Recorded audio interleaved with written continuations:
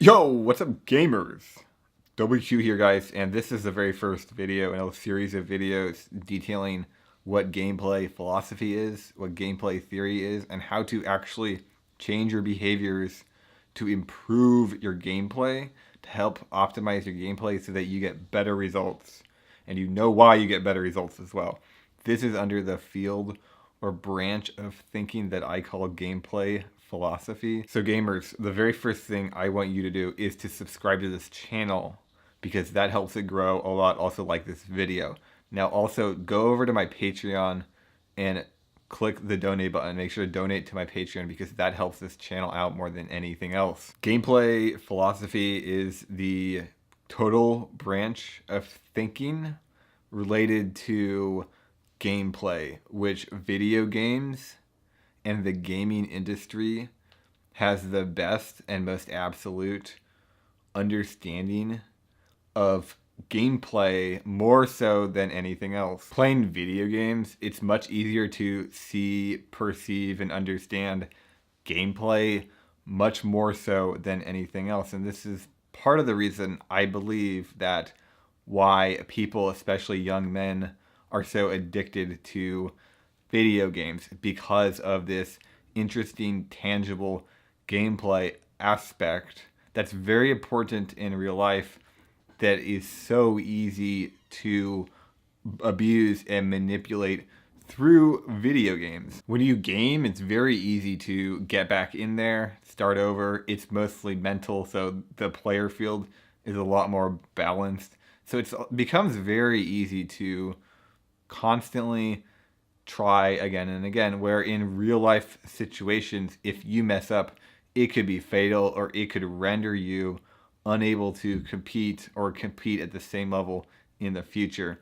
Or in a lot of cases, in real life circumstances, especially if you think thousands of years ago or even hundreds of years ago, you only get one or two good gameplay interactions in your whole life.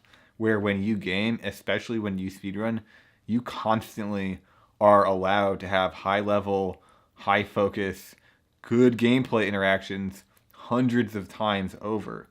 This is a very addicting formula, especially for young men who desire and need to understand more about the world and understand how to get better at the world. Literally, we have all the tools at our fingertips. Now, gamers, the most important thing to understanding gameplay, and this will be used on this channel entirely, it is the difference between logic and reason. So logic is what we'll be mostly using to find our arguments and make differences between our arguments so that we can create the most optimized version of gameplay. So a quick Google search and you can get a simple definition for logic. Logic, reasoning conducted or assessed according to strict principles of validity. This is important. That's a really good definition. On the other hand, reason means a cause, explanation, or justification for an action or event. So that's great and all, but it's not strict principles of validity, which we're looking for the absolute certain understanding of gameplay, how gameplay works, why gaming works. We can't use reason, we have to use strict logic. So one of my favorite examples of this is if you look at, a lot of people make this claim about mentality where they will say gameplay is entirely derived from mentality, or they'll frame it differently. They'll say something like it's all about mentality or it's 100% mentality. Well, this is not a logical statement. In fact, it's easy to provide counter examples. For example, you could create some kind of Lego construct that actually presses buttons on the controller automatically, right? This is not AI. This is not a human. There's no thinking behind this. It's completely methodical. That could play a game, right? So gameplay can't be entirely mental. It can't be 100% mentality. That's not possible using this logical argument. So people who say gameplay is all mental or it's 100% mental, they're wrong. We have a justification for why they're wrong. And it doesn't matter how many times they say it or how many people believe them, it's 100% certain that they are wrong. That's why using logic is much more valuable than using a reason for something. So I was streaming earlier and I had a guy who said, just calm down, have fun, and play the game. That's a great statement, but there's nothing to logically make that any sense of that. That has no meaning or substance at all. There might be good reasons for that to exist. It might make a lot of sense. It might sound good, but there's nothing to justify that from a logical standpoint. So what that guy says, you can basically throw out the window. So the second important game-changing aspect of logic is that depending on how right you are about something, you're going to get an according result. So your logic needs to be correct and it needs to be emboldened. That way you can get the best result. So let's look at a math equation to show you guys exactly how this works. So let's say you have x plus 1 equals 3. So if you know anything about solving simple equations, you want to isolate the x variable, which is easy to do. You subtract 1 from both sides or add a minus 1, and then you're going to get x plus 1 minus 1 equals 3 minus 1.